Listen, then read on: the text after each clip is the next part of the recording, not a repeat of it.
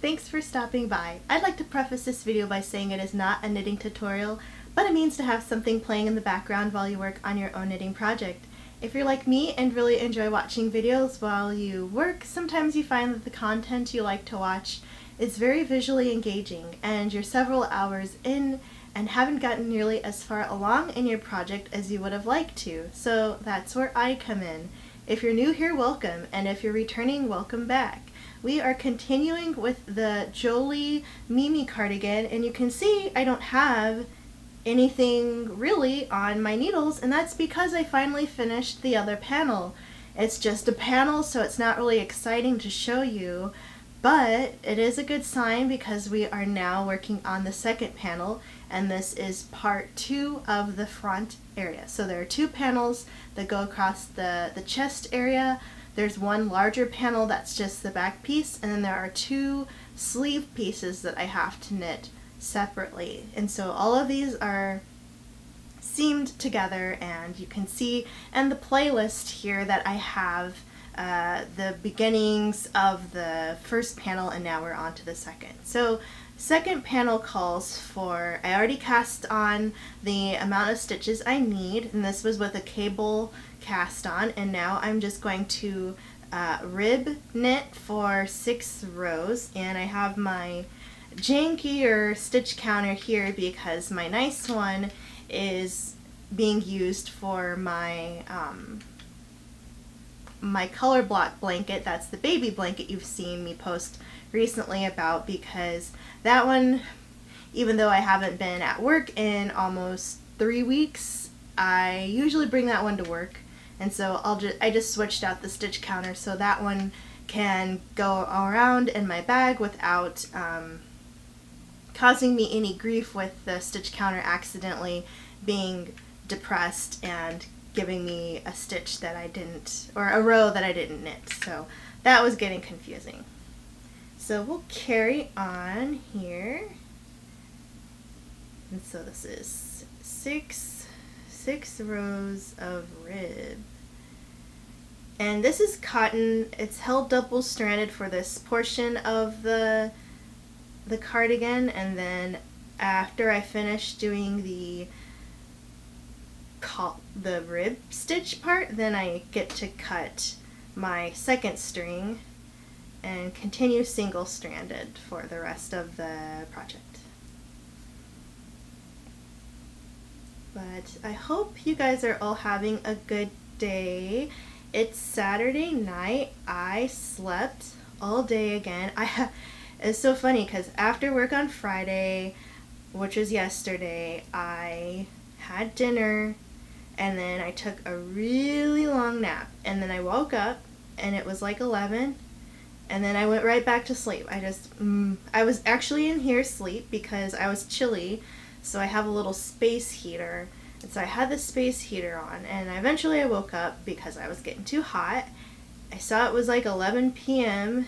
and all I did was like wash my face, and well, I just kind of just changed my outfit to pajamas, curled into bed, and kept sleeping. And then I woke up and it was like 10:30 in the morning when I like was up, and I'm like, I'm still kind of sleepy, so I just went back to sleep. And then I woke up again and it was like 2ish, still didn't feel like it, went back to sleep.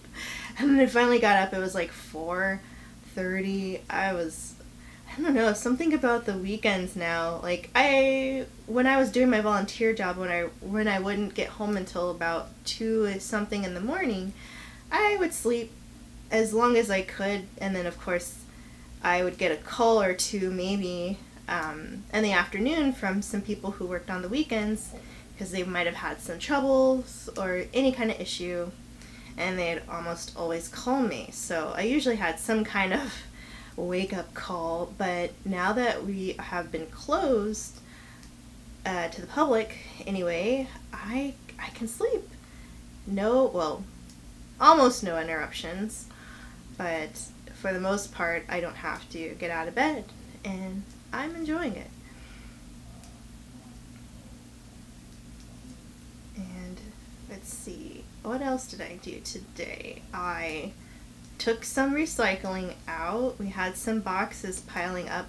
I had to get an emergency order from Petco of some cat litter because I usually get mine through Chewy, and the warehouse that comes closest to where I live, it usually is about a 2-day wait, but because of the demand, there was the litter that I usually get was out of stock, so I got the same brand but like a different line of it, a different version of it, and put that in my cart. I'm like, okay, you know, they're close by, what's the big deal? And then I get an email later and they're like, thank you for your order, it will be 7 to 10 days before your order will get to your house. And I was like, okay, well, I kind of need litter now. I usually wait till I'm about halfway through the bag I'm on, and I usually buy at least 2 or 3 bags at a time, and then when I'm to a little bit of the last bag, then I order more. So I was getting to that point, so I was like, well, that's going to be longer than I need, so let me look around. So I looked at PetSmart, and they were out of stock. And I was like, okay, well, that's crazy. They were out of stock, like out of stock. So I checked Petco, and I usually don't buy from Petco. I just like PetSmart's selection more, and if I have to buy anything in person. But they also had limited availability of the brand, so I had to buy this 30-pound honkin' bag of the litter, and it came finally, so I had this giant box to break down and put in the recycling bin. So that was like my trip outdoors today, was to run some broken down recycling boxes to the bins outside. But for the most part, I've just been asleep all day, so now I'm awake, but I have a feeling I'm gonna run another thing where I end up staying up until like 5 o'clock in the morning, just because honestly I'm kind of waiting for my partner to go to bed because I need to upload this video. Today, Saturday, was the last pre-recorded video I had ready from I think Wednesday and Thursday of filming, where I went over the pattern books I have, and I still have some other pattern books, but my phone doesn't have a full charge, so I'm kind of charging that. So I'll likely do more pattern book stuff tomorrow, Sunday, or maybe, yeah, probably Sunday, because I think I'll just work on this tonight. Alright, so 1 row, 5 more to go. But yeah, since everybody and their mom is using the bandwidth, I have to basically,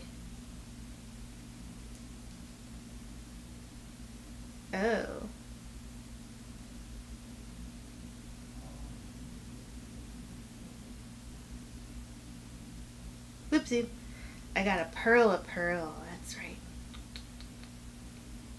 Forgot that fast.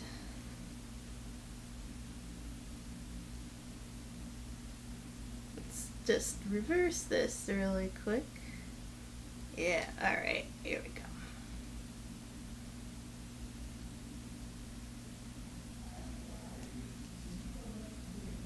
Pearls, pearls. You knit your knits, you're gonna get a rib stitch.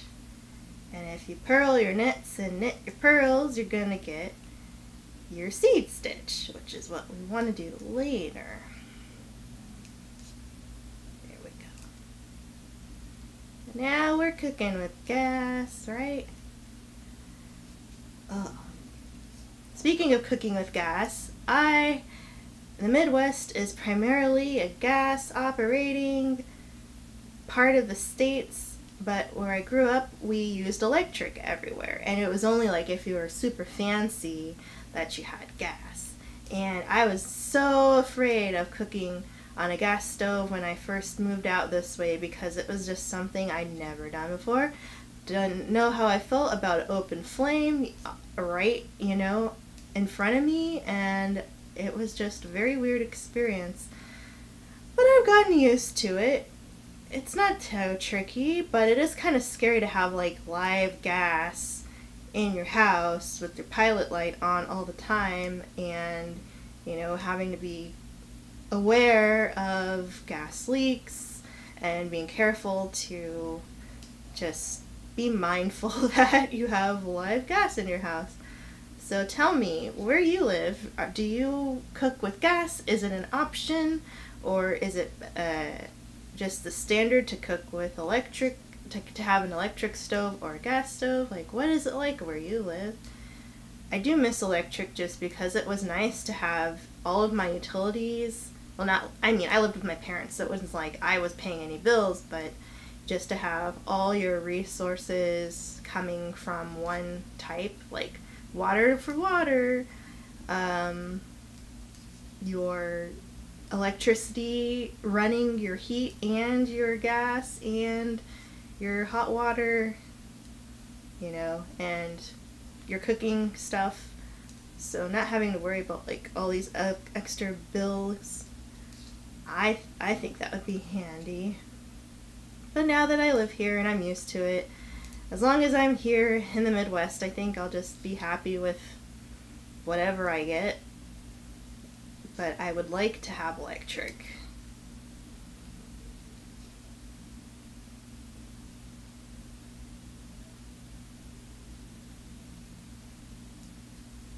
Remember this, seeing online, there was a video of somebody roasting marshmallows on their stove. They just turned their gas on, stuck some marshmallows on like a kebab skewer, and went to town. And I was like, I don't know about that. I've been tempted to roast some marshmallows before, but I usually just pop them in the microwave. It makes them kind of like cooked and not so much smoky and crispy, but like tough, which I don't like. But if you're in a pinch and you really just want like toasted marshmallows, I guess it works.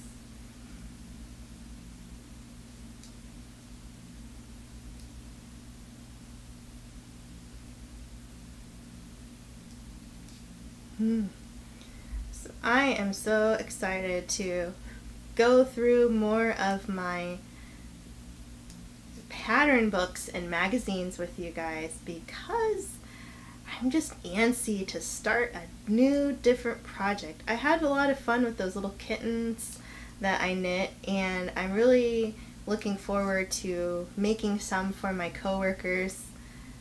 And I'm kind of like, I don't want to go to the post office, but I'm considering going just to like make each of them a box of little kittens and mail them to their house so that they have a little pick-me-up like while we're all working from home instead of waiting until we see each other in person, because it might be longer than we're all thinking.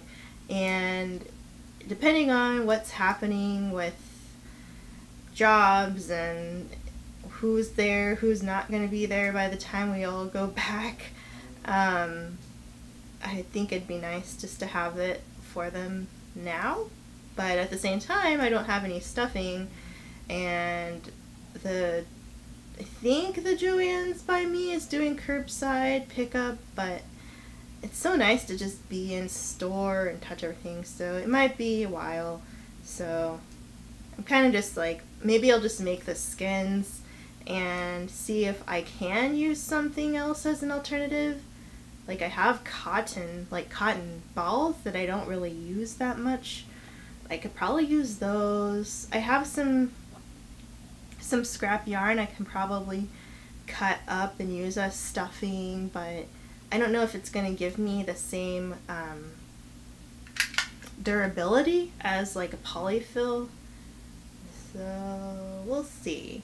I'm still leaning on maybe.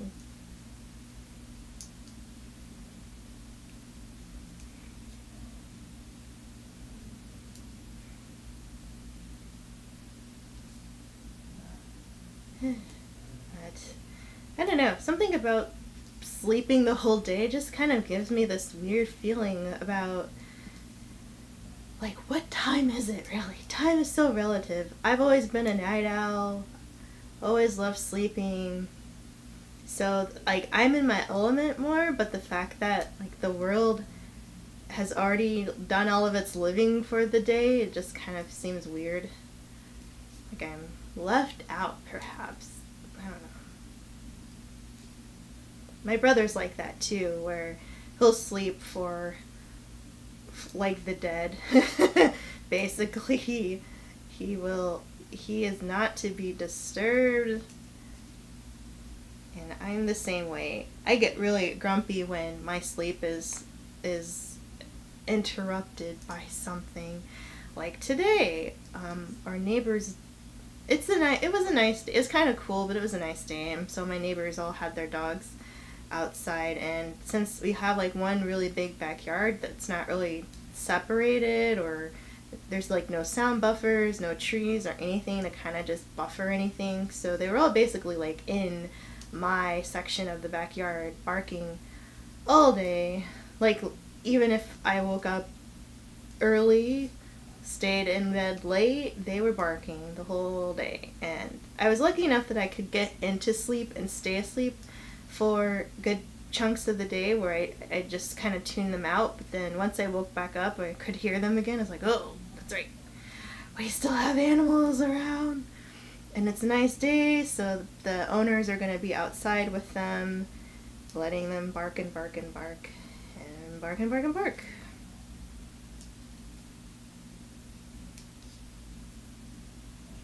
Meanwhile, cats pretty much sleep all day. At least mine do. I mean, they're awake now and they're just kind of doing their thing, having a little snack, take a nap, play in a box, play in a bag, have another little snack, and go back to sleep. So they're pretty much quiet, except for when they want something. And if they want something, then they're very adamant about letting you know.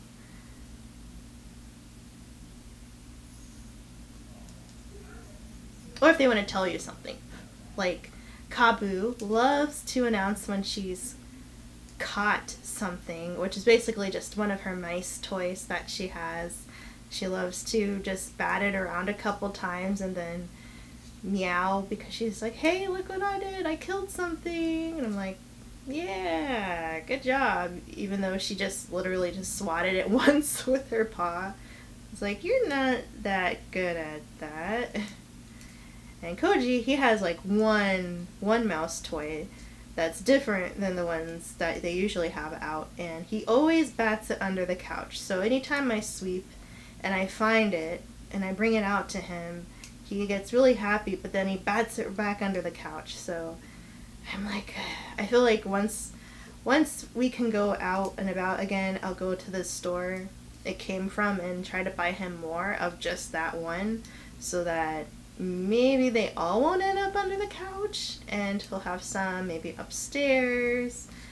I try to put them as far away from the couch as I can, so that hopefully it takes a little bit longer for him to bat them under the couch. And I'm like, I don't get it. Like, all the other toys are out in the open just fine, but that particular mouse and this ping pong ball he likes too always end up under the couch. That's the strangest thing.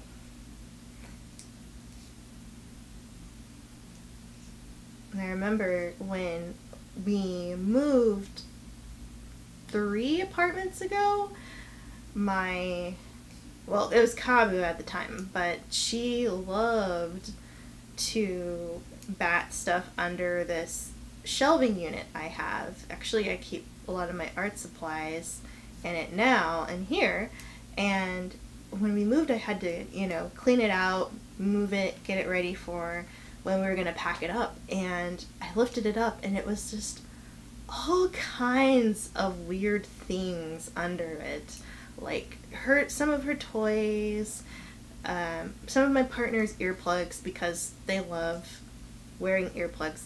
Apparently I snore, whatever. and hair ties and just all kinds of weird stuff that she had knocked under there. And it was just the funniest thing. A lot of bottle caps too. They love like water bottle caps or milk bottle caps. Koji really likes twisty ties. That's like one of his favorites. 7 minutes. Alright, I think we can do one more row.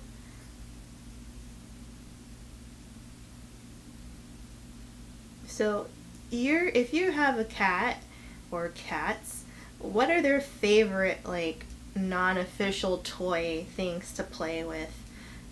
So for me, they like twisty ties, bottle caps, the occasional earplug.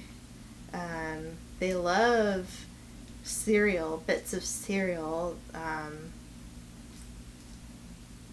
random wires that, I mean, they're pretty good about not chewing on wires, but if it's dangling just so, they will nibble on it. So I usually do my best to keep all the wires up so they don't look like little fun toys to bat at. But do your cats have a specific non-official toy that they like to play with? I've seen some cats that like coins, fruit and vegetables that they can get their hands on, socks I've seen, but mine aren't into socks. They love laying on socks and shoes. And, you know, when you're sorting laundry and you have it on the floor because you're going to put it in a basket or something, they love that. But they don't play with it. They just like to lay on it. And I think it's because it smells the most like us, like our shoes. Stinky shoes. They love those. But, yes. Curious what your kitty cats like. Or dogs. Do you have a dog or an iguana or something that likes some kind of human everyday thing that isn't a toy, but they treat it like a toy? I would be curious to find out.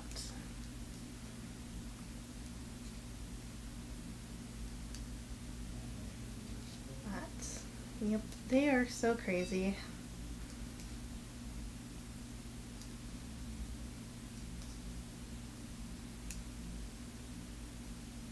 I'm also not related to cats or dogs or anything, but I'm wondering how well I'm going to make this piece look like the other. I might not even think of it so much as how long it's supposed to be, because I actually knit the other panel a little bit too long. It's like a half an inch longer than it should be. So this one's gonna have to be longer too by a little bit, but I really think I'm just gonna match it up to the other one. So even if it's not like the same amount of stitches, or it should be the same length, but just so that they look symmetrical, because my gauge and everything like that too. Some stitches look like they might be a little tighter than others. And if it's going to be the front panel, I'm like, it's going to be pretty obvious. It's going to be obvious if one's longer than the other, so I'm going to do my best to make sure this panel is as symmetrical as possible to the other one. Because you think of like the weight of it is going to make it feel longer too, because I'm measuring it while it's laying flat. And because it's a loose knit, I'm not like squishing it together and I'm not pulling it either. I'm just kind of like letting it drape as naturally as it can and then measuring that. So hopefully I get a pretty good outcome with my front panel being symmetrical. I don't even know about the sleeves. I'm like, oh, I have two other spots that I have to make sure are looking pretty even. Because, I mean, I could could cheat with the sleeves and just have them rolled up all the time, but I generally don't wear my sleeves pushed up or rolled up unless I'm working on something where I don't want them to get wet or dirty or caught in something. But I generally like to have them just laying as they were designed, which is to be all the way down.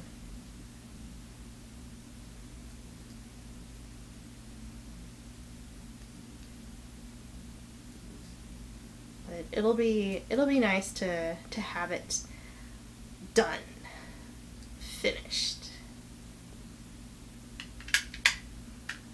Okay, so we just did 4 rows. We have 2 more to go for our 6, and then we can just start doing the seed stitch for a very long time. So thank you so much for tuning in, watching me knit these last bit of rows here, and by the next time you see me, we'll be working on the panel itself. So once again, thank you for stopping by, and I'll catch you in the next one. Bye.